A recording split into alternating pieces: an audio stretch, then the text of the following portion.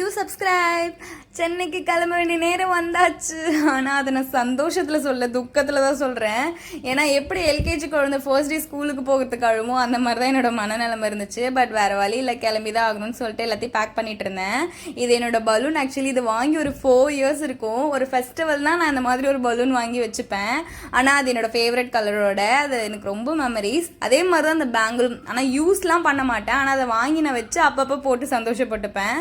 சரின்ட்டு எல்லாத்தையும் ஒரு வழியாக பேக் பண்ணிவிட்டு கிளம்பலான்ட்டு கிளம்புனா எங்கள் அம்மா வரல. ஏன்னா அவங்க கொஞ்சம் வேலன்ட்டு அங்கேயே இருந்துட்டாங்க. ஆனால் அவங்க வராதது எனக்கு எதுக்கு வருத்தம்னா, எனக்கு கேமரா எடுக்க ஆள் இல்லையேன்னு தான் ஒரு வருத்தம், மற்றபடி வேறு எதுவும் இல்லை.